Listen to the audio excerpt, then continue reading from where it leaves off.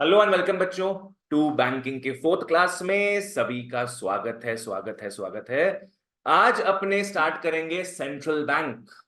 Last 3 classes में क्या finish कर लिया आपने? Commercial bank. कमर्शियल बैंक का डेफिनेशन याद है? Commercial bank refers to a financial institution that accepts deposits from the public and grants loans to households and firms with the aim of earning profits। चलो वापस से एक बार आओ। Commercial banks, सब बोलते जाओ, refers to financial institution that accepts deposits from the public and grants loans to households and firms with the aim of earning profits। Functions क्या क्या थे याद है? एक था प्राइमरी, ढंग से, एक था प्राइमरी, दूसरा था primary, secondary and credit creation. ये सुपर पावर सिर्फ किसका होता है? कमर्शियल बैंक्स का। प्राइमरी में दो आइटम आएगा, accepting deposits and granting loans. Advancing deposits and granting loans. Advancing deposits भी दो टाइप का होता है। क्या क्या था वो दो type? Demand deposits and time deposits. सब कुछ दो दो है, डीडी भी दो दो। क्या होगा डिमांड डिपॉजिट्स में? Current account and saving account. Time deposit भी दो होता है, एफडी और आरडी। गेट लॉस्ट क्यों लग रहा है? क्या था? ग्रांटिंग ऑफ लोन्स था। Recurring deposit, fixed deposit, recurring deposit. Granting of loans दो टाइप के थे। पहला कैश क्रेडिट एंड सबसे घटिया सा लोन था डिमांड लोन। क्या बोला पहला तुम लोग? कैश क्रेडिट एंड दूसरा डिमांड लोन। चलो सेकेंडरी में आते। सेकेंडरी में चार चीजें थी बच्चों। सबसे पहला ओवरड्राफ्ट फैसिलिटी, उफ। दूसरा डिस्काउंटिंग बिल्स ऑफ एक्सचेंज। तीसरा था, जिसका निमोनिक दिए थे, एजेंसी फंक्शंस। बिल्कुल सही, निमोनिक क्या था एजेंसी फंक्शन का? TVS fit. और लास्ट थोड़ा गुस्से वाला था, गुस, general utility services. General utility services. चलो ओके, आ जाओ। फोन साइलेंट करके बैठना, ठीक है? चलो ये सब हो गया बच्चों। अब आओ आज की क्लास में आते हैं हम लोग। बोलो, क्लास के बाद, क्लास की बातें। चलो लिख लो, सेंट्रल बैंक। लिख लो central bank. Commercial bank completed, central bank अब स्टार्ट करते हैं। आ जाओ बच्चों।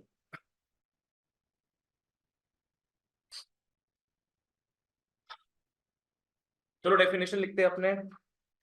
Central bank refers to, central bank refers to the apex institution। Central bank refers to the apex institution. Apex समझ में आता है? Most important, supreme. Central bank refers to the apex institution that codes, mnemonic आ रहा है, that codes the entire banking structure,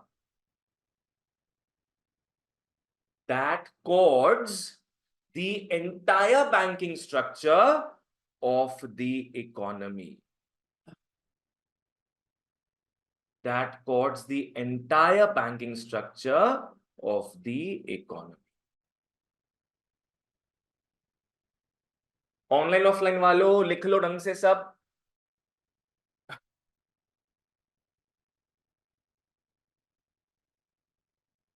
अपना definition का style सबको पता ही है। एक एक लाइन में अपने एक एक इंपॉर्टेंट पॉइंट लिखते हैं, ठीक है? चलो आओ समझते क्या है। Central bank refers to apex institution. Apex का मतलब पता है क्या है? मोस्ट इंपॉर्टेंट, सबसे टॉप में है। लाइक पकड़ लो, अगर बैंक्स को, इंडिया में जितने बैंक्स है उसको पिरामिड पकड़े, तो सबसे ऊपर में कौन आएगा? Central bank. सबसे ऊपर में आता है सेंट्रल बैंक। कितना होता है सेंट्रल बैंक देश में? एक ही होगा। हमारे देश में कौन है? RBI, reserve bank of India.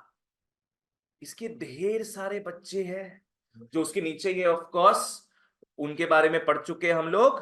वो सब कौन है भैया? कमर्शियल बैंक, ठीक है ना। सेंट्रल बैंक सारे कमर्शियल बैंक्स को संभालता है।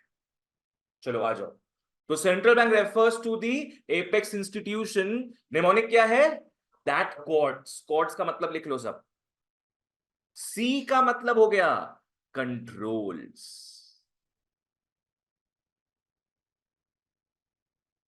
कंट्रोल, सुरेश कंट्रोल, या महेश क्या नाम था, वेलकम मूवी में देखा होगा ना तुम लोग, वो कंट्रोल उदय, हाँ पहचान गया तुम, गुड। सी का मतलब कंट्रोल्स। ओ का मतलब ऑपरेट्स। आर का मतलब रेगुलेट्स।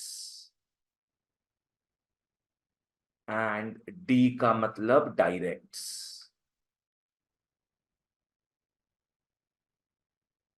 डायरेक्ट्स। एस तो बस ऐसे ही, सब में लास्ट में एस आ रहा है ना, ये सब उसके लिए एस हो गया। चलो कोर्ट्स बोलो मेरे साथ साथ। सी का मतलब क्या हो गया? Controls. O means operates, R is regulates and D is directs, ठीक है। सेंट्रल बैंक ये सारा चीज करता है किसके साथ? The entire banking structure of the economy, सब इसके नीचे, सबको ये कॉर्ड्स करता है। कॉर्ड्स का मतलब controls, operates, regulates and directs, ठीक है, the entire banking structure of the economy. बहुत बढ़िया डेफिनेशन है। डिफरेंस पूछता है सेंट्रल बैंक कमर्शियल बैंक के बीच, तो उसमें मीनिंग लिखना पड़ेगा अपने को पहला। चलो वापस से और सब बोलना साथ में। Central bank refers to the apex institution that codes the entire banking structure of the economy. Codes क्या हो गया? C for controls, O operates, R regulates and D हो गया डायरेक्ट्स। ये सारे चीजें करता है वो पूरे सिस्टम के साथ, ठीक है ना। और इंडिया में सेंट्रल बैंक पता ही अपने को आरबीआई। क्लियर सबको ये? चलो आ जाओ। ओके, तुम लोग क्योंकि कमर्शियल बैंक पढ़ चुका है, आओ डिफरेंसेस देखे दोनों के बीच। डिफरेंसेस पहले होगा, मान लो सेंट्रल बैंक, इसको लिखना दरकार तुम लोग को पड़ेगा नहीं, अभी बुक में दिया हुआ रहेगा, central bank and commercial bank. मत देखो, उसको हटा दो। हम जो जितना लिखाएंगे उतना तुम लोग देखो, बाकी चिंता कोई मत करो तुम लोग, ठीक है ना। हम बोल देंगे जब मटेरियल में देखना होगा, हम बोल देंगे जब नहीं देखना होगा, मत देखो अभी। सेंट्रल बैंक कमर्शियल बैंक के बीच में डिफरेंसेस आता है, 6 मार्क का आ सकता है ये। तो कितना लिखेंगे डिफरेंसेस अपने? 6 मिनिमम लिखना पड़ेगा। पहला डिफरेंस इनका मीनिंग हो सकता है। कमर्शियल बैंक का डेफिनेशन याद है अपने को सबको, अभी अपने क्लियर भी किए थे, और सेंट्रल बैंक अभी पढ़ चुके ऑलरेडी। दूसरा डिफरेंस क्या हो सकता होगा, सोचो।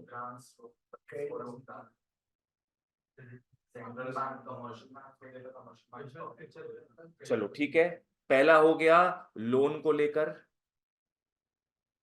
लोन सेंट्रल बैंक हम लोग को नहीं देगा। आरबीआई से कभी लोन लेते हैं क्या हम लोग? आरबीआई से लोन नहीं लेते। सेंट्रल बैंक लोन देता है कमर्शियल बैंक्स को, सेंट्रल बैंक लोन देता है गवर्नमेंट को। सेंट्रल बैंक का बहुत बड़ा औकात है।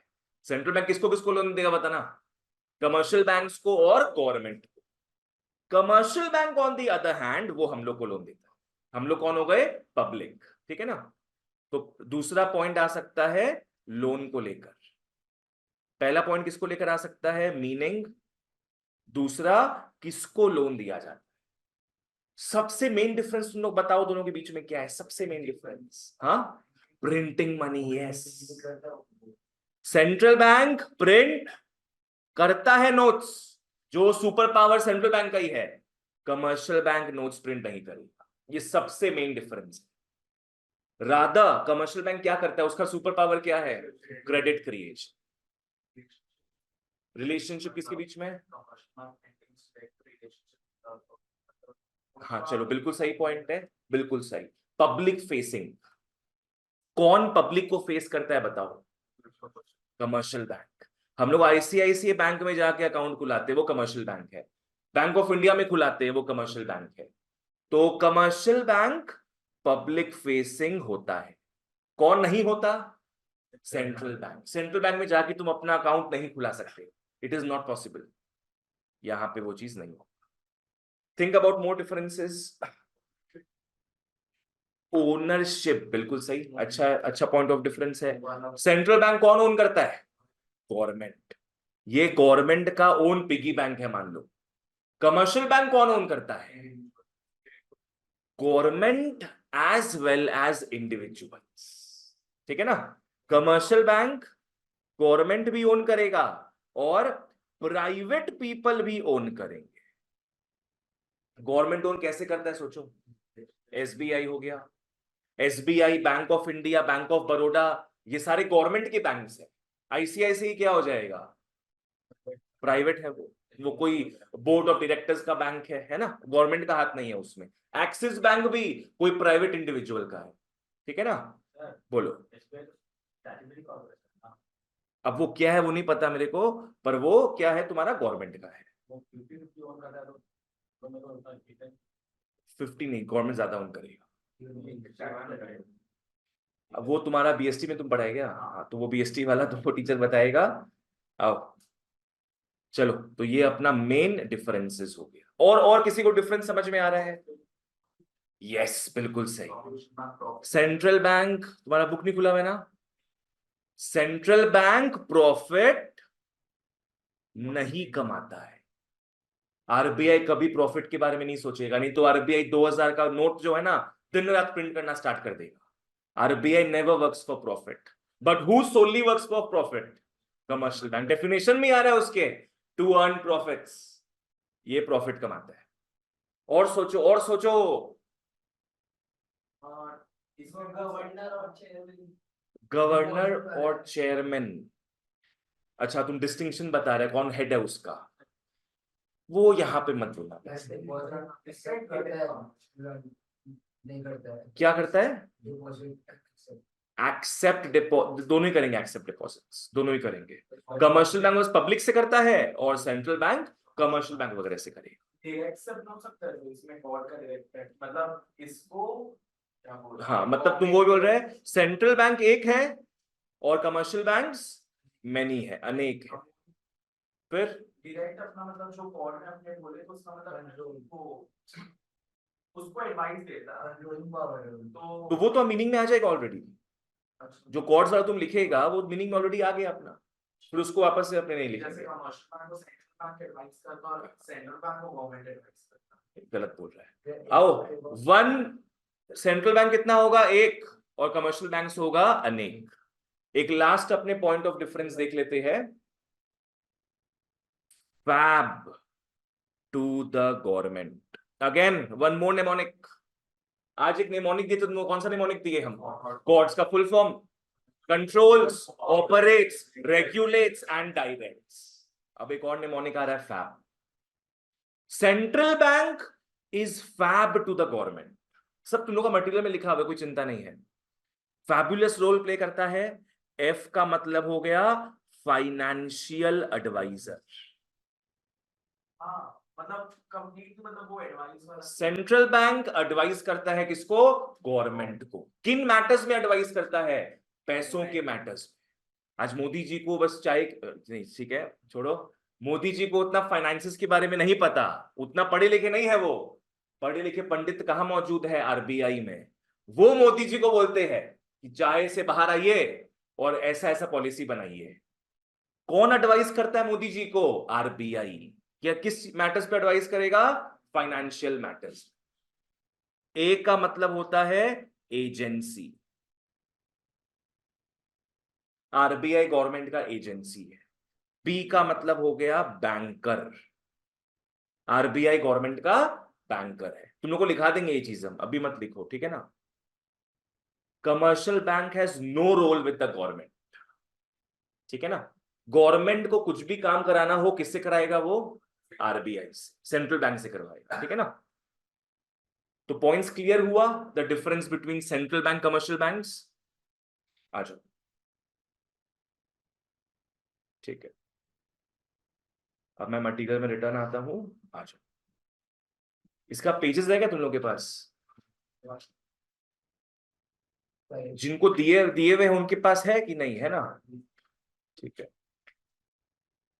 ठीक है, बाकी लोग एक बार देखो अपना, कल बुक आने वाले ऑलरेडी, तो तुम लोग को दे ही देंगे हम।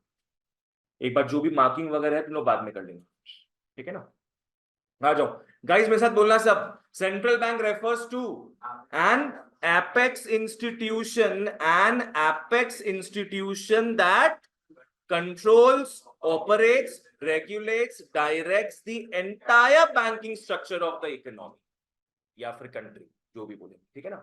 आ जाओ, और हमारे देश में सेंट्रल बैंक आरबीआई है, ये हम सबको पता है ऑलरेडी। आ जाओ, अब आरबीआई का ड्यूटी क्या है? आरबीआई का ड्यूटी है पॉलिसी बनाना। कौन सा पॉलिसी बनाना? ये नाम याद रखना अपने को इंपॉर्टेंट है।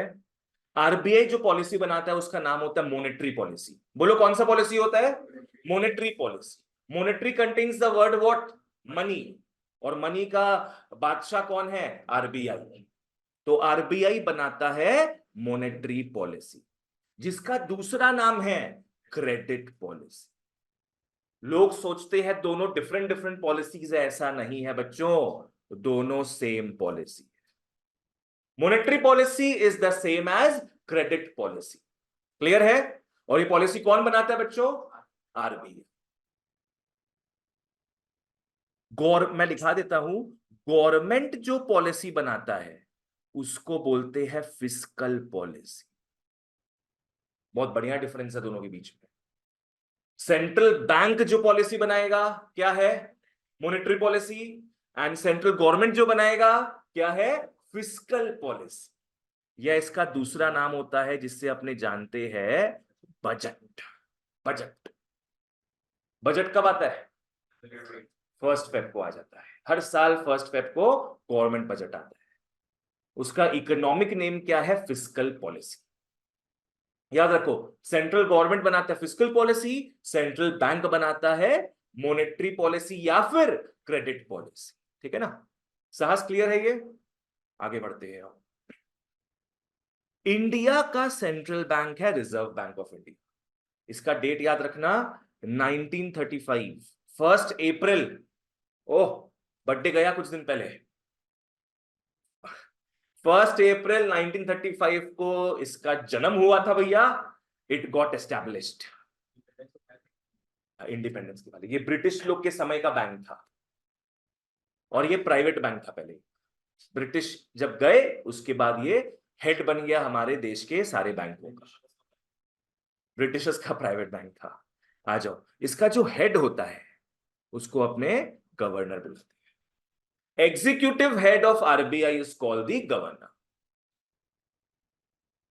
नोट देखो, नोट देखो, नोट अपने रोज नोटों में ट्रांजैक्शन करते हैं, कभी उसमें देखते नहीं कौन चेयरमैन है, कौन गवर्नर है। कौन है देखो?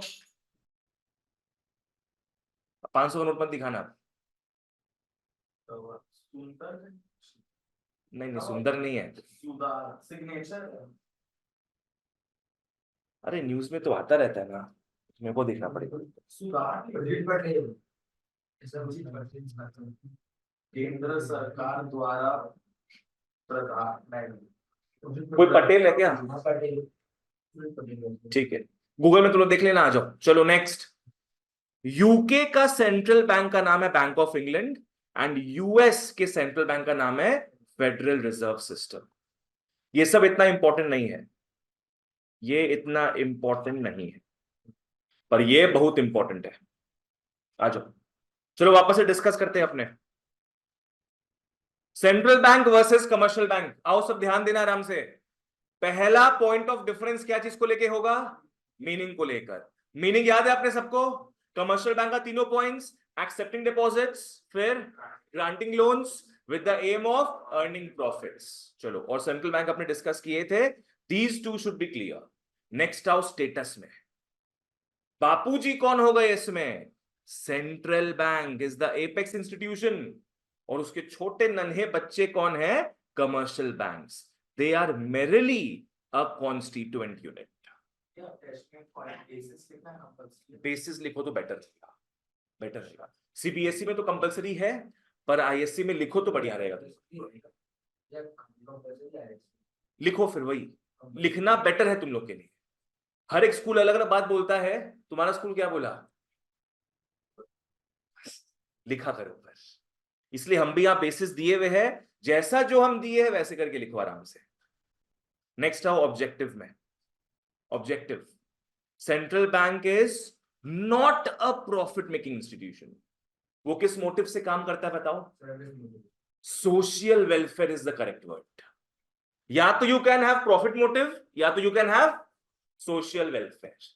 या तुम शोषण करोगे या तुम सोशल वेलफेयर करोगे। आ जाओ यहां पे, हाँ सोशल लिख लेंगे अपने, social welfare. And commercial banks maximise profits करता है। पब्लिक डीलिंग, कौन डील करता है पब्लिक के साथ? कमर्शियल बैंक्स अपने वहीं पे जाके अकाउंट्स खोलते हैं। तो ये डील्स डायरेक्टली एंड ये does not deal directly. Next आता है इशू ऑफ करेंसी। ये तो पता ही है अपने, सेंट्रल बैंक करेगा। सेंट्रल बैंक का बच्चों सोल मोनोपोली है, sole monopoly. You will not find Axis bank printing their own money. RBI has the sole monopoly, and बाकी लोग का they have no power to issue currency, but they can do what? They have a power of creating money, जिसका पूरा एक class अपने को last class लग गया था। नेक्स्ट है ओनरशिप में। आरबीआई ओन कौन करेगा? गवर्नमेंट और कमर्शियल बैंक्स। गवर्नमेंट भी करता है और प्राइवेट इंडिविजुअल्स भी करते हैं, दोनों करता है। एक होता है पब्लिक बैंक, एक होता है प्राइवेट बैंक। बोलो। डिफरेंस लिख सकते हैं क्या कि यहाँ पे अपने गवर्नमेंट लिखा तो दूसरा साइड में गवर्नमेंट का इंडिविजुअल दोनों लिख सकते हैं। वही तुमको लिखना पड़ेगा। डिफरेंस में अपने जैसा होता है कि दोनों एकदम अलग होता है। एकदम अलग नहीं, ऐसा जरूरी नहीं है। इसमें एक आ रहा है उसमें दो आ रहा है, सेम एकदम नहीं होना चाहिए। लेकिन यहां भी अगर गवर्नमेंट इंडिविजुअल आता तो यहां गवर्नमेंट इंडिविजुअल भी आता अगर, तो वो पॉइंट ही नहीं लिखते अब। ठीक है, आ जाओ। Next, role towards the government. बताओ कैसा रोल था सेंट्रल बैंक का टुवर्ड्स द गवर्नमेंट? निमोनिक बताए थे, फैब। कमर्शियल सेंट्रल बैंक का बहुत ही फैब रोल था टुवर्ड्स द गवर्नमेंट। एफ हो गया फाइनेंशियल एडवाइजर, ए हो गया एजेंसी, गवर्नमेंट का एजेंसी है सेंट्रल बैंक, और बी का मतलब हो गया बैंकर। गवर्नमेंट का बैंकर है कौन? Central bank. ठीक है, financial adviser, agent and banker to the government. Meaning clear है ये? अगर कमर्शियल बैंक में अगर कोई सूटकेस हो हाँ, तो उसका क्या है? क्या हो गया उसमें? सूटकेस माने केस हो जाए, कुछ भी प्रॉब्लम अगर आ गया, पकड़ लो कमर्शियल बैंक अगर बैंकरप्ट होने के टाइम पे आ गया है, RBI will try to save it. Like Yes Bank सुना हुआ तुम लोग? यस बैंक कुछ साल पहले नो बैंक बन गया था। यस बैंक कुछ साल पहले नो बैंक बन गया था, पूरा बैंकरप्ट होने वाला था, तो आरबीआई स्टेप्ड इन, अपना बच्चा को बचाने आ गया था आरबीआई। उसको लोन दिया था और बहुत सारा रूल्स फ्रेम किया था जिससे वो बैंकरप्ट नहीं हो जाए। तो ऐसे यहां हेल्प करता है। अपने आगे देखेंगे, RBI is called the lender of last resort. Lender of last resort का मतलब हो गया, जैसे अपने बहुत लोग भगवान लोग को नहीं मानते, मान लो, है ना, नास्तिक रहते हैं, पर जब किसी का साया नहीं होता हमारे ऊपर, तब लास्ट में फिर क्या करते हैं? अपने भगवान के द्वार जाते, कल एग्जाम है, मैं कुछ पढ़ा नहीं हूं, मैम मैम नहीं, भगवान प्लीज पास कर दे। तो वैसे ही कमर्शियल बैंक का भगवान कौन है? Central bank, RBI. आरबीआई का ड्यूटी है कि it is the lender of last resort. Last resort मतलब आखिरी उम्मीद। कमर्शियल बैंक सारा उम्मीद खो देगा तो भागेगा वो आरबीआई के पास। बोलो। एक बैंक बैंकरप्ट तब हुआ जब उसे क्रेडिट क्रिएशन में वो जो है वो एक बड़ी जो फेल हो गया। हाँ, मान लो बैंकरप्ट होगा ही नहीं। देखो अगर सब लोग पैसा लेने चले जाएंगे साथ में, तब वो बैंकरप्ट हो जाएंगे। या तो पकड़ लो, बैंक अगर बहुत सारा बैड लोन्स दिया है, बैड लोन समझता है? हाँ, जो रिटर्न उसके पास पैसा नहीं आ रहा है, ऐसा बहुत लोन दिया हुआ है वो, उसको बोलते हैं एनपीए, नॉन परफॉर्मिंग एसेट्स। तुम लोग बैड डेट बोलता है, नॉन परफॉर्मिंग एसेट्स, ठीक है। तो ऐसा अगर बैंक के साथ हो तो वो तो कंगाल हो जाएगा फिर। वो सारा पैसा लोन में दे दिया और लोन से पैसा रिटर्न ही नहीं आ रहा है उसके पास, और यहां लोग आके उससे क्या है, पैसा विड्रॉ करे अपने अकाउंट से, तो कहां से उनको पैसा विड्रॉ करके देगा bank? It will go bankrupt, ठीक है। तो हाँ, अभी गवर्नमेंट का बात करें, चलो। Role towards the government, central bank का फैबुलस रोल होता है, एंड कमर्शियल बैंक का no such responsibilities. Next on number of banks, ये वन मैंने तुम लोगों को बताए थे। नहीं, ऐप टू द सिटीजन यहां मत करना कुछ, क्योंकि देखो यहां रोल अपने समझ रहे टुवर्ड्स द गवर्नमेंट। तुम जो बोल रहे हैं ना अंकुश, तुम इन दोनों को कंबाइन कर दिया। पब्लिक डीलिंग अपने देख चुके ऑलरेडी, वहां पे या तो एक जगह यस एक जगह नो। अब किस पॉइंट को लेके चल रहे हैं अपने, गवर्नमेंट को लेकर, एक जगह यस एक जगह नो, ठीक है ना। पब्लिक को बहुत सारे कमर्शियल बैंक होता है, गवर्नमेंट कमर्शियल बैंक, तो प्रॉफिट बैंक गवर्नमेंट का नहीं जाता है। हाँ, तो वो क्यों नहीं? हाँ, वो यहाँ पे है ना ऑलरेडी। कमर्शियल बैंक जो है उसमें आ गया ना, गवर्नमेंट भी आ गया, प्राइवेट इंडस्ट्री भी आ गया। देखो वो तो गवर्नमेंट का ही है, वो जो गवर्नमेंट का फर्म्स है वो गवर्नमेंट का ही है, उसका उसकी तरफ कोई रोल नहीं है, प्रॉफिट दे रहा है बस। ऐसे यहाँ पे क्या है, यहाँ जो आरबीआई है वो सारा काम करता है गवर्नमेंट का, पर ये जो पब्लिक बैंक्स है, पकड़ लो बैंक ऑफ इंडिया हो गया, एसबीआई हो गया, ये गवर्नमेंट का कुछ काम नहीं करता है, ये काम तो हम लोग का ही करेगा, पर प्रॉफिट जाके कमा के देगा गवर्नमेंट। जैसे पकड़ लो, जैसे फैब का मतलब क्या हो गया कि गवर्नमेंट अपना अकाउंट खुलाता है कहां पे, आरबीआई के पास, पर गवर्नमेंट अपना अकाउंट नहीं खुलाएगा किसके पास, एसबीआई के पास, ठीक है ना, वही बात हो गया। नंबर ऑफ बैंक्स आरबीआई एक होता है, और कमर्शियल बैंक्स अनेक, many many, only one central bank and many commercial banks. देखो डिफरेंसेस इतने सारे हैं, सिमिलैरिटी बस दो। पहला सिमिलैरिटी क्या हो गया, बोथ आर फाइनेंशियल इंस्टीट्यूशंस, दोनों ही पैसा में ट्रांजैक्शन करते हैं, दोनों ही पैसा लेने देने का काम करते हैं।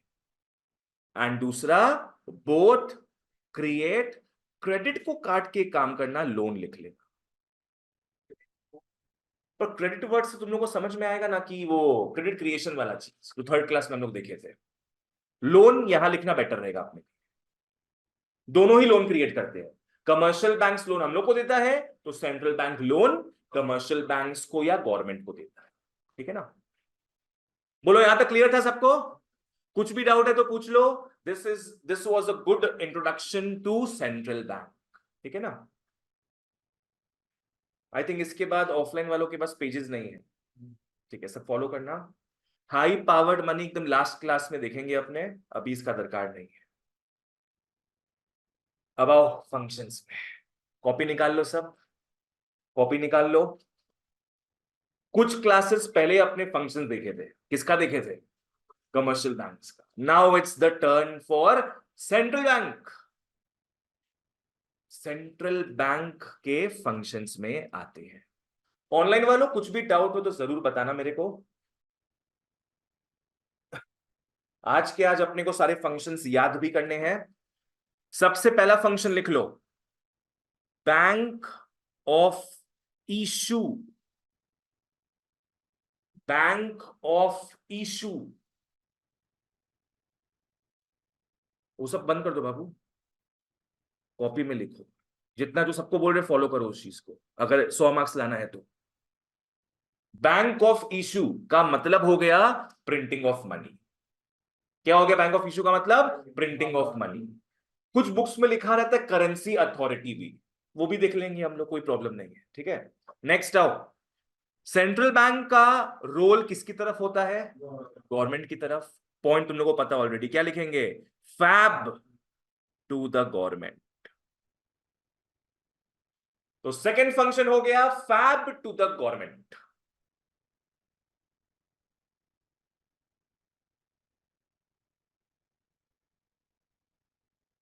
चलो नेक्स्ट, यहां आपने सेंट्रल बैंक का रोल देखे towards the government.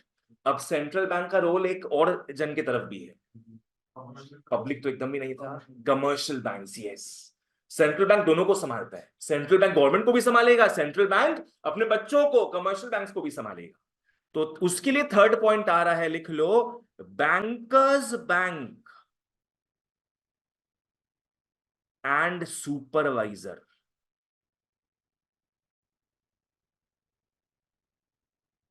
Central bank बैंकों का बैंक है, बैंकर्स बैंक एंड सुपरवाइजर, उसको सुपरवाइज भी करता है। सुपरवाइज मतलब समझ में आता है, कैसे उसको अपना क्रेडिट को बनाना उसको संभालता है कि कहीं गलत ट्रैक में ना चला जाए, कहीं वो सबको लोन नहीं दे रहा हो क्रिप्टो करेंसी खरीदने के लिए।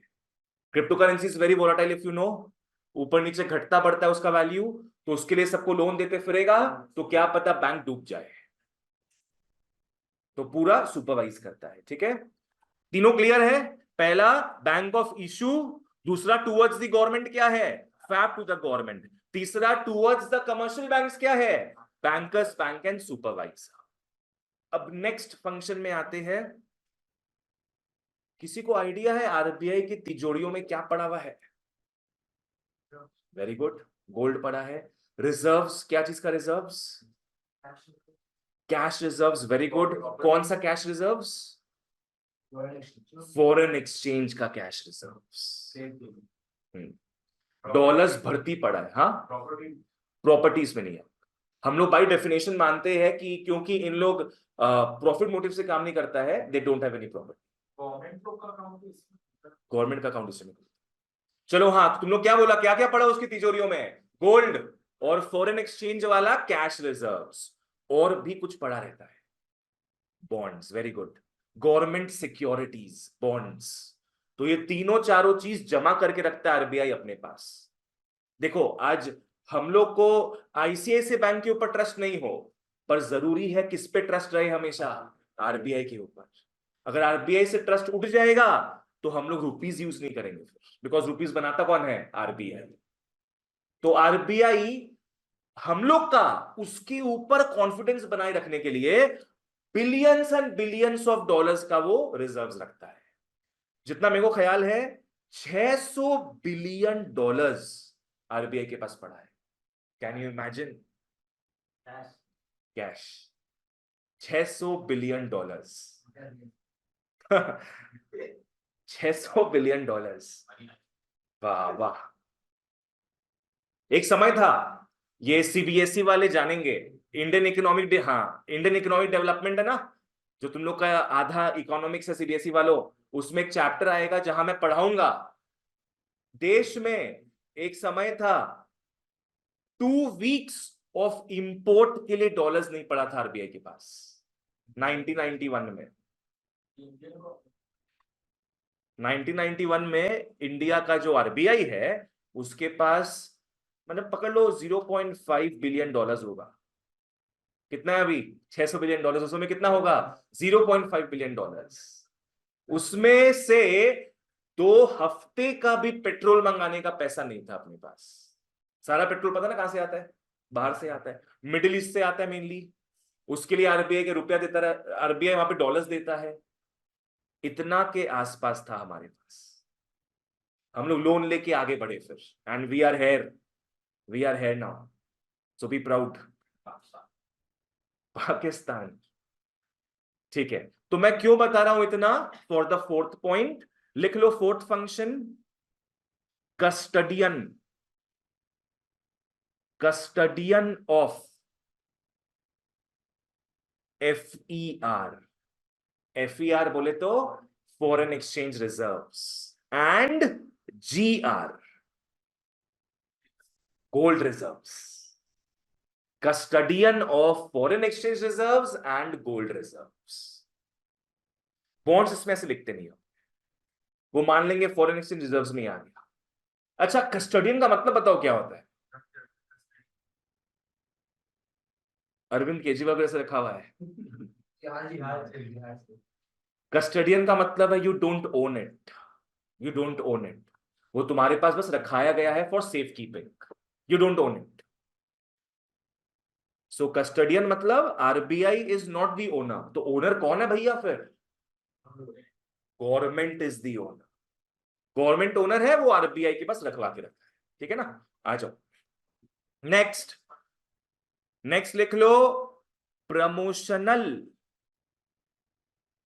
Promotional and developmental function, promotional and developmental function, ये भी आरबीआई का बहुत बढ़िया ड्यूटी है बच्चों।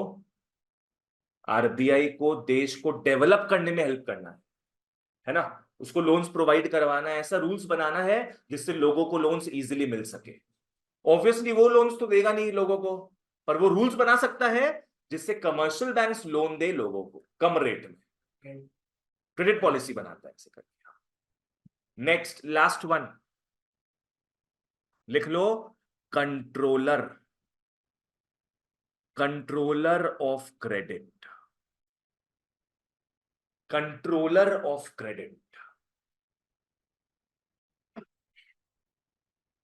RBI is not the purveyor of credit, purveyor मतलब देना, क्रेडिट नहीं देता आरबीआई, पर वो क्या करता है, उसके सारे एस्पेक्ट्स को कंट्रोल करता है, ठीक है ना। वो ऐसा रूल्स बनाता है जो कमर्शियल बैंक्स को फॉलो करना पड़ेगा।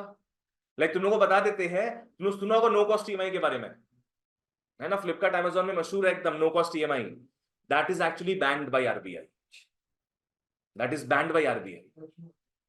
आरबीआई बोलता है कि इंडिया में कोई भी किसी को लोन देगा, ब्याज लेके देगा, देगा ब्याज मतलब क्या हो गया, इंटरेस्ट, इंटरेस्ट पे ही तुम लोन दे सकते हो। तो काय का फिर no cost EMI, terms and conditions नहीं, उसमें क्या है, आज पकड़ लो 10,000 रुपीज का प्रोडक्ट है, ईएमआई में कन्वर्ट कराओगे तो क्या होता है, पकड़ लो तुमको टोटली कितना देना पड़ेगा, 11,000 मान के चलो, इंटरेस्ट देना पड़ता ना अपने को, इंटरेस्ट कितना हो गया यहाँ पे, 1,000 रुपये। पर अगर नो कॉस्ट ईएमआई हो तो 10,000 का कितना पड़ता है, 10,000 ही पड़ता है तो फिर, है ना, बिकॉज कोई इंटरेस्ट चार्ज नहीं हो रहा है इसमें। अब आरबीआई तो अलाउ नहीं करता है ये, आरबीआई बोलता नहीं भैया तुम कुछ इंटरेस्ट तो चार्ज करो। तो ये अमेजोन फ्लिपकार्ट वाले क्या करते हैं, ये जब तुम डिटेल में देखोगे, तुम्हारा इनवॉइस देखोगे डिटेल में, तो वहां 10,000 नहीं लिखा हुआ रहेगा, वहां पे 9,000 लिखा हुआ रहेगा। एक्चुअल प्रोडक्ट का जो प्राइस है उसको वो कम कर देता है। तो आरबीआई को क्या दिखाता है वो, कि प्रोडक्ट 9,000 का है और हम 1,000 रुपीज क्या ले रहे हैं, इंटरेस्ट ले रहे हैं। नहीं, it's all right, no problem. Product का प्राइसिंग तो अपने अपने हिसाब से चेंज कर सकते हैं ना, वो तो अपना प्रोडक्ट है। हाँ,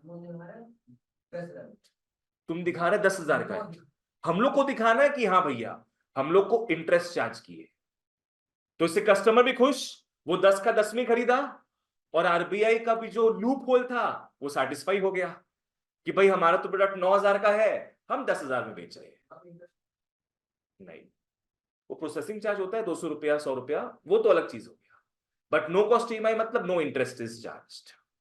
चलो ओके, और ये तो क्रॉस कर देंगे, 6 ही फंक्शन है टोटल हमारे पास, और ये भी इंपॉर्टेंट पार्ट है, यहां से एक क्वेश्चन पक्का आएगा तुम लोग का, एक क्वेश्चन पक्का आएगा, या तो बोलेगा इसके बारे में बताओ या बोलेगा इसके बारे में बताओ, एक क्वेश्चन पक्का आएगा, एक एक पकड़ के आएगा इसमें से।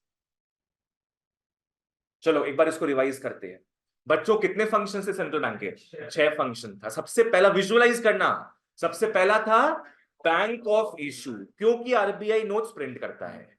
दूसरा, गवर्नमेंट की तरफ से सोचना, फैब टू द गवर्नमेंट। तीसरा, कमर्शियल बैंक की तरफ से, बैंकर्स बैंक एंड सुपरवाइजर। बोलो पहला क्या है, बैंकर्स बैंक नहीं, बैंक ऑफ इशू। दूसरा, फैब टू द गवर्नमेंट। तीसरा, बैंकर्स बैंक एंड सुपरवाइजर। ये 3 अलग है।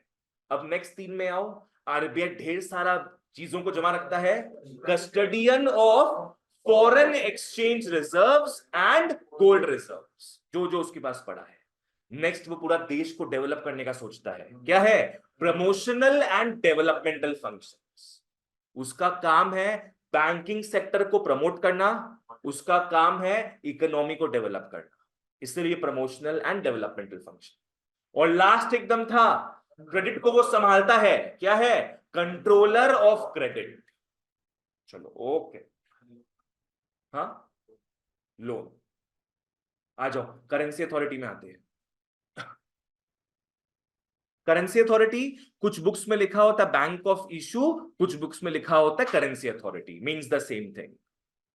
यहां पे एक अच्छा पॉइंट आ रहा है, ये जब बुक दूंगा तो मार्क कर लेना सब। RBI has the sole right of issuing paper currency notes. Yes, RBI क्या इशू करता है? ऑल इशू करता है all paper currency except 1 rupee notes, except 1 rupee notes. याद रखना, एमसीक्यू में आता है ये। हाँ, 1 रुपए का जो नोट है अभी बनता भी नहीं होता ना, पर जब बनता था आरबीआई उसको नहीं बनाता था। कौन बनाता था? Ministry of finance. उसमें लिखा रहता है issued by the ministry of finance. घर में पुराना 1 रुपया पड़ा होगा अगर नोट, दादी दादा किसी के पास भी, नाना नानी किसी के पास भी, तो देखना उसमें लिखा हुआ रहेगा। गवर्नर का साइन उसमें नहीं रहेगा, बिकॉज गवर्नर किसका हेड है? आरबीआई का। पर 1 रुपया का नोट तो बनाते ही नहीं आरबीआई, तो गवर्नर का स्टैंप नहीं रहेगा। राधा कौन प्रोड्यूस करता है उसको? Ministry of finance. कॉइन्स भी आओ, तो RBI issues all paper currency notes except coins and 1 rupee notes, जो कि कौन प्रोड्यूस करता है? Ministry of finance. सारा कॉइन्स हाँ, 20 रुपीस कॉइन तो आगे तक सब कुछ सारा नोट्स, सारा कॉइन्स जो है वो मिनिस्ट्री ऑफ फाइनेंस मिंट करेगा। Have you guys heard of government mint? Calcutta में गवर्नमेंट मिंट है, तो ये गवर्नमेंट मिंट 7-8 होगा शायद इंडिया में। इन लोग ही सारा कॉइन्स प्रिंट करता है, मिंट करता है, प्रिंट नहीं मिंट करता है। आरबीआई का ड्यूटी नहीं है ये सब, आरबीआई का ड्यूटी है सारा नोट्स प्रिंट करना। वो शुरू से वैसा था ये साहब, क्योंकि पहले देखो 1 रुपये का बहुत औकात था, शुरू से ही मिनिस्ट्री ऑफ फाइनेंस ही वो प्रोड्यूस करते रहा है। अब तो बंद भी हो गया वो, पर बस अपने को बुकिश लैंग्वेज के हिसाब से ये याद रख के चलना है कि ऑल नोट्स एक्सेप्ट व्हाट?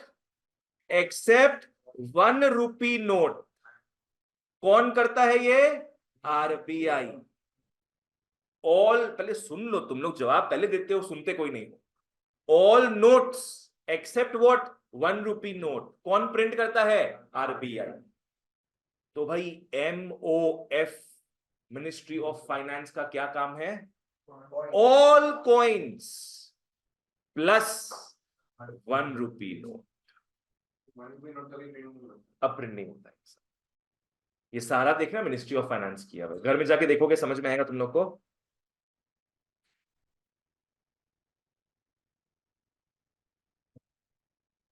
₹1 का नोट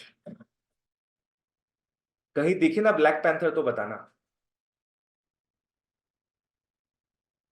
ये बाबा कहीं दिख ही नहीं रहा है। ये रहा ब्लैक पैंथर। तो ये ब्लैक पैंथर, तो तुम कौन सा ब्लैक पैंथर सोचा रे? तुम कौन सा सीरीज देखता है ब्लैक पैंथर का? RBI when asked about printing ₹1 currency notes, क्या लिखा हुआ है? We don't do that here.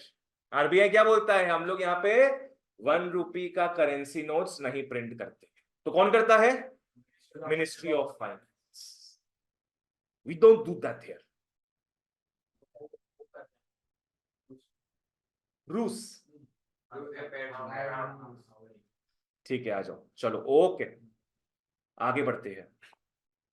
अब देखो, तुम लोग ये तो जानता है आरबीआई सारा नोट्स प्रिंट करता है, तो आरबीआई के मन में अगर लालच आ जाए तो वो क्या करेगा?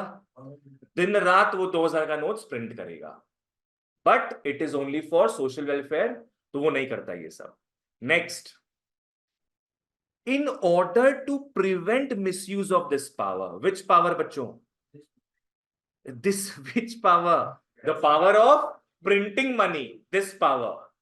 आरबीआई इसको मिसयूज नहीं करे, तो एक क्लॉज मेंशन किया हुआ कॉन्स्टिट्यूशन में, क्या? कि जितना जितना करेंसी प्रिंट करेगा वो, उतना उसके पास एसेट्स होना चाहिए। सोचो इस बारे में।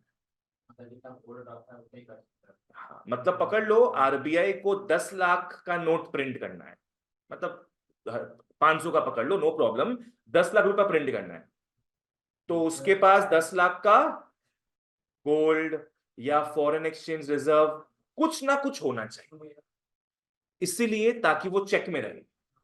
नहीं तो वो दिन रात छापता रहेगा 2000 का नोट, है ना। वो औकात में रहे, उसके लिए उसको औकात रखना पड़ेगा अपने पास। तो जितना गोल्ड या एफईआर रखता है उतना वो नोट्स प्रिंट कर सकता है। जितना होता है उतना ही करना पड़ता है, या मतलब जितना वो प्रिंट करना चाहता है मिनिमम उतना होना चाहिए? देखो वो भी बताते हैं, समझना इस चीज के बारे में।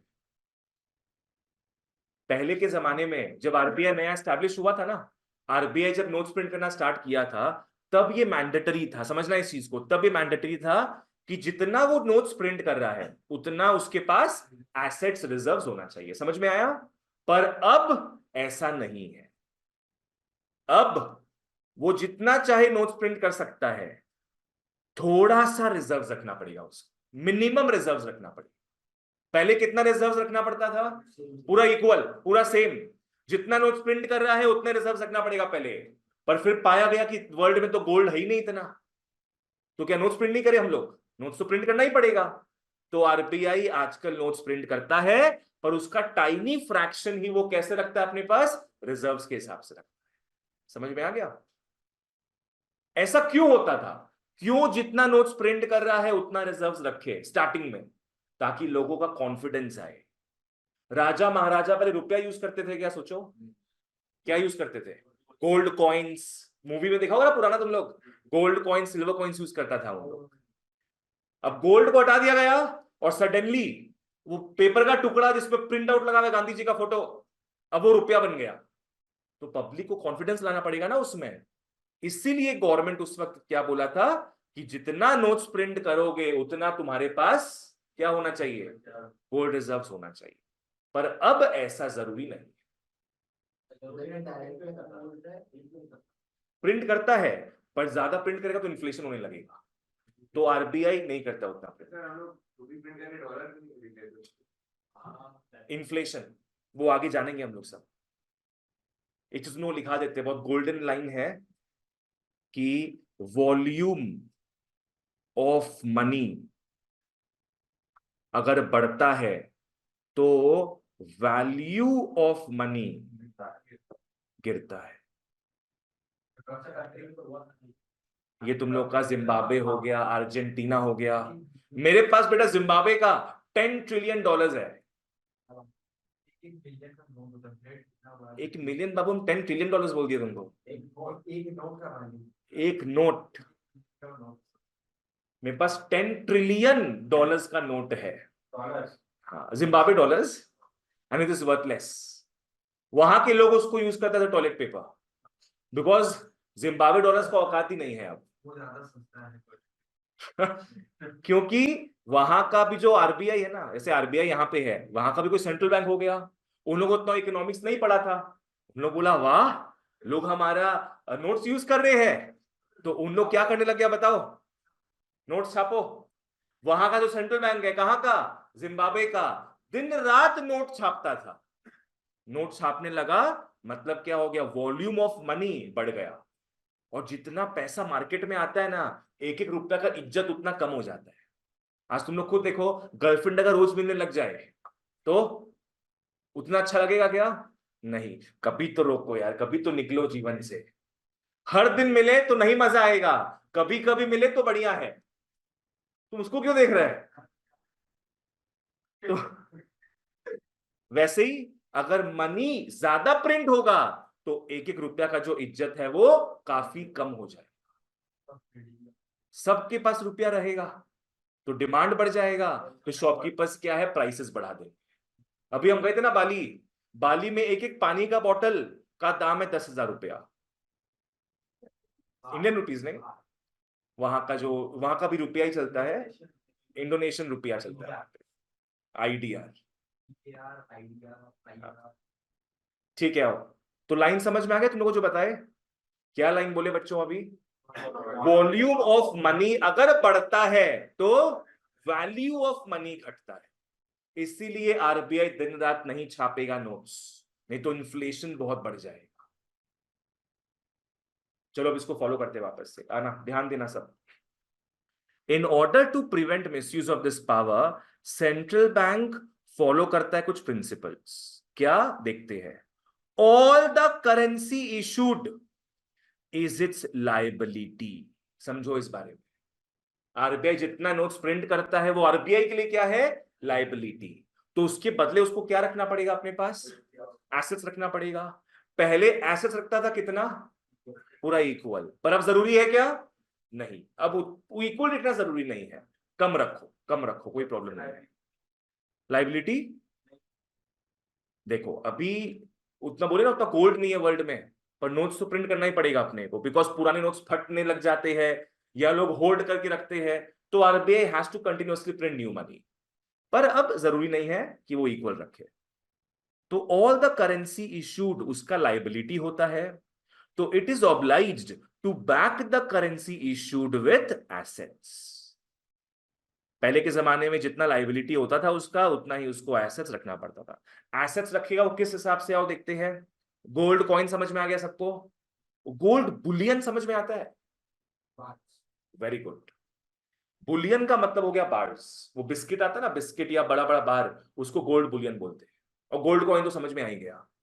और क्या क्या रखेगा अपने पास वो? फॉरेन एक्सचेंज रखेगा, सिक्योरिटीज में काट देता हूं। और क्या रखेगा? हमारे गवर्नमेंट का सिक्योरिटी, जिसको जी सेक बोलते हैं, जिसको बॉन्ड्स बोलते हैं। तो ये सब एसेट्स हो गया आरबीआई का, ठीक है ना। क्यों रखता था वो? इक्वल वैल्यू का क्यों रखता था? इक्वल वैल्यू किसका? इक्वल वैल्यू रिजर्व्स का एंड मनी प्रिंटेड का। बोलो इक्वल क्या क्या रहता था? Reserves, that is the assets, and money printed, that is the liability. क्यों इक्वल वैल्यू का रखता था? ताकि एनहांस हो सके पब्लिक का कॉन्फिडेंस।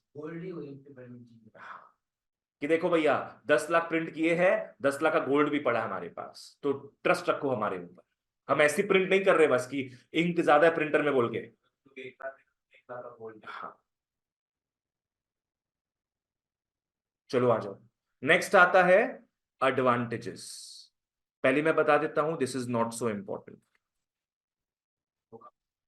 काटना नहीं इसको, ये सबको पढ़ के रखेंगे अपने, बिकॉज तुम लोग के केस बेस्ड क्वेश्चंस भी आता है। So you have to know basically everything. पर ये इंपॉर्टेंट नहीं है इतना, ऐसे 16 क्वेश्चन नहीं आता है अलग से, ठीक है ना। चैप्टर का वेटेज है 8 मार्क्स, मनी एंड बैंकिंग का मिला के। जरूरी नहीं इसका 4 हो, मनी बैंकिंग मिला के 8 मार्क्स का क्वेश्चन आएगा टोटल। कितने मार्क्स का पेपर होता है अपना?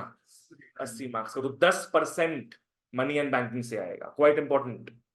आओ क्या क्वेश्चन है? Advantages of soul authority of note issue with RBI. क्यों आरबीआई नोट प्रिंट करे, ये बढ़िया है हमारे देश के लिए। आओ देखते हैं। सबसे पहला यूनिफॉर्मिटी होता है। What is uniformity? एक जैसा, एक जैसा। आज ऐसे ऐसे बैंक को बना दे, बोल देंगे नोट बनाओ तुम भी, तो वो क्या पता घटिया पेपर यूज करे, क्या पता घटिया क्वालिटी का इंक यूज करे, है ना। पर आरबीआई ही नोट्स प्रिंट करेगा तो एक समान का ही नोट्स प्रिंट होगा। अलग अलग लोग प्रिंट करेंगे तो अलग अलग क्वालिटी का नोट्स जनरेट होगा। किसी में गांधी जी का नाक थोड़ा यहाँ हो जाएगा, किसी में थोड़ा बाल आ जाएगा उनके, तो ऐसा नहीं चाहते अपने। नेक्स्ट, इट एंश्योर्स, ध्यान दो सब, it ensures public faith in the currency system. Public faith in the currency system. Public को विश्वास एक्सिस बैंक के ऊपर नहीं होगा, पब्लिक को विश्वास आरबीआई के ऊपर होगा। तो क्योंकि वो नोट प्रिंट कर रहा है, बढ़िया, वी हैव ट्रस्ट, ठीक है ना। Next, enables the government to have supervision and control over central bank. Central bank से भी ऊपर कौन हो गया? गवर्नमेंट। गवर्नमेंट कहां 10 बैंक के पीछे भागेगा, गवर्नमेंट बस भागेगा किसके पीछे? आरबीआई के पीछे। उसको सुपरवाइज करेगा, सिर्फ उसी को कंट्रोल करने से काम हो जाएगा। नेक्स्ट, सेंट्रल बैंक के पास पावर है to influence the money supply. यहां पे वो लाइन फिट होता है, कौन सा लाइन जो लिखाए थे तुम लोग को? वॉल्यूम ऑफ मनी अगर बढ़ता है तो वैल्यू ऑफ मनी घटेगा। तो सेंट्रल बैंक ही नोट प्रिंट करता है, it can influence the money supply, ठीक है, अगर उसको लग रहा है मार्केट में पैसे कम हैं तो क्या करेगा, वो पैसा प्रिंट करेगा। लगेगा मार्केट में पैसे ज्यादा है तो प्रिंट करना बंद कर देगा, विड्रॉ करने लगेगा। गुड, ये आगे देखेंगे हम। नेक्स्ट, स्टेबलाइजेशन होता है internal external value of currency. सोचो इस बारे में। करेंसी हमारा कौन सा हो गया, रुपीज। रुपीज का दो वैल्यू होता है बच्चों, एक होता है इंटरनल वैल्यू, एक होता है external value. Yes, internal value मतलब इंडिया के लोग रुपीज को किस इज्जत से देखते हैं। जैसे जिम्बाब्वे का लोग पत्ता किसको नहीं देता, जिम्बाब्वे डॉलर्स को, है ना। तो जिम्बाब्वे में जिम्बाब्वे डॉलर्स का इंटरनल वैल्यू खत्म हो चुका है, उन्होंने डॉलर्स यूज करते हैं, यूएस डॉलर्स। तो जिम्बाब्वे में क्या, जिम्बाब्वे डॉलर्स का इंटरनल वैल्यू पूरा खत्म, because they do not trust there dollars. वो शिफ्ट हो गए किसमें, यूएस डॉलर्स में। आज पकड़ लो इंडियंस, हम लोग रुपीज को नकार दे, वी स्टॉप ट्रस्टिंग रुपीज, तो रुपीज यूज करेंगे क्या हम लोग, फिर नहीं यूज करेंगे। तो आरबीआई का ड्यूटी है कि हमारे देश में, हमारी नजरों में रुपया का इज्जत बना के रखे। समझ में आ गया। नेक्स्ट आता है एक्सटर्नल वैल्यू। एक्सटर्नल वैल्यू मतलब डॉलर्स के हिसाब से, कि अभी रेट क्या चल रहा है वैसे बताओ तो। $1 इज व्हाट, 80, चलो 83 के आसपास है, 83 to 85, करेक्ट। तो ये हो गया बच्चों एक्सटर्नल वैल्यू ऑफ रुपी, कि $1 के लिए 83 INR अपने को खर्चा करना पड़ेगा। मेरे को बताओ तो 60 INR, 100 INR, कौन सा बेटर होगा। $1 is 60 INR, बेटर होगा ये। श्रेष्ठ इज करेक्ट, गुड बच्चों। $1 is 60 INR is very good. Think of dollar as a commodity you want to buy. Dollar एक आइटम है जो खरीदना है अपने को। बोलो कौन सा बढ़िया रहेगा तुम लोग के लिए, 60 रुपए वाला है ना भाई। $1 खरीदने के लिए तुम 60 रुपए खर्चा कर रहे हो। जानबूझ के भी करता है, दैट्स अ डिफरेंट थिंग।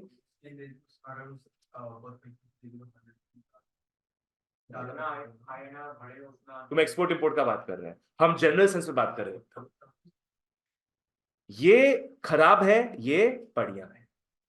यहां पे क्या होगा, to buy the same dollar you have to shell 40 rupees more, 100 रुपया पे करना पड़ेगा, यहां पे सिर्फ 60 रुपया पे करना। तो ये सब जो एक्सटर्नल वैल्यूज है, इसको भी आरबीआई क्या ठीक करने का सोचता है। आ जाओ, चलो लास्ट अपने आज बात करते हैं डेफिसिट फाइनेंसिंग का। कॉपी निकाल लो बच्चों सब।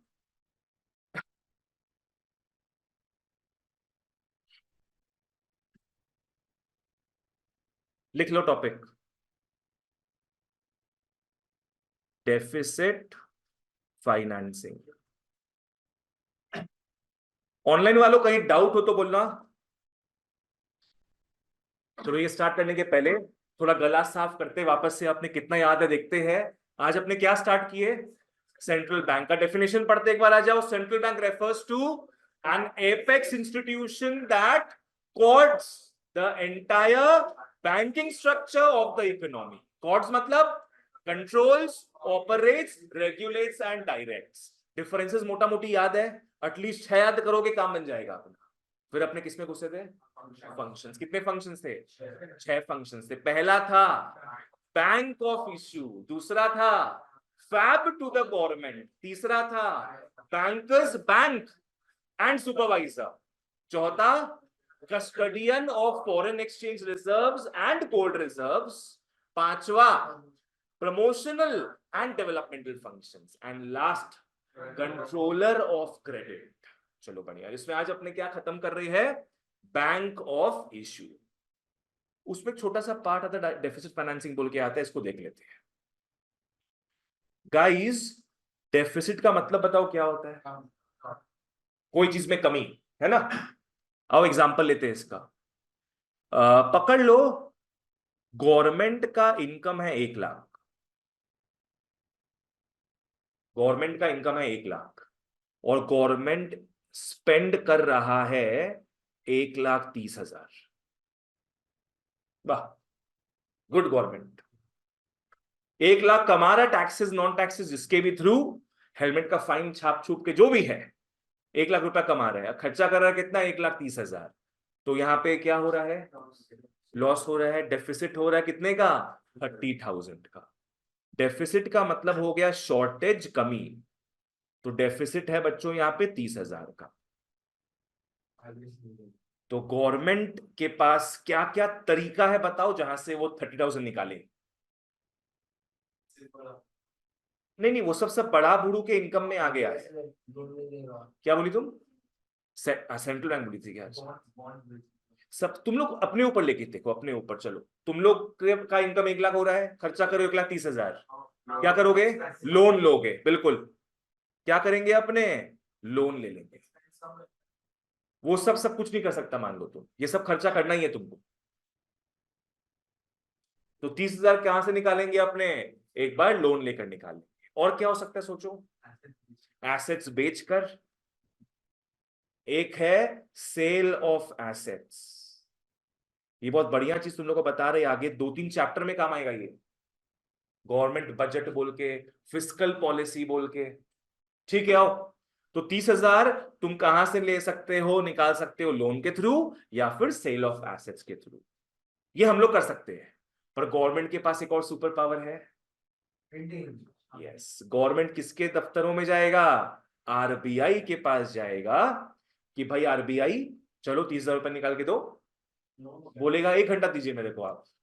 1 घंटा में प्रिंट होके हॉट ऑफ द प्रेस आ जाएगा। तो आरबीआई से भी रुपया ले सकता है। अब आरबीआई से जब रुपया लेगा ना, सिर्फ उसी पार्ट को हम लोग क्या बोलेंगे? Deficit financing. ठीक है, आरबीआई से जब लेगा तभी अपने बोलेंगे डेफिसिट फाइनेंस।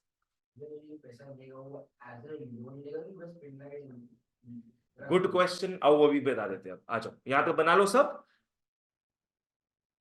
अब सवाल ये उठता है, आरबीआई से किस तरीके से वो लेगा 30,000? एक बात बताओ तो, आपने देखे थे आरबीआई को अपने पास एसेट्स रखना होता है। क्या क्या एसेट्स होता है? Gold, foreign exchange reserves and bonds. Bonds मतलब गवर्नमेंट सिक्योरिटीज। ठीक है ना? यहां तक क्लियर था? डेफिसिट फाइनेंसिंग तीनों नहीं होगा, सिर्फ जब वो आरबीआई से नोट्स लेता है। किस तरीके से लेता है उसको भी बना लो। आ जाओ, बोलो। अगर सेंट्रल आरबीआई को शॉर्टेज पड़ गया, आरबीआई के पास शॉर्टेज पड़ ये तुम, ये कभी पॉसिबल नहीं है। कमर्शियल बैंक से कभी नहीं।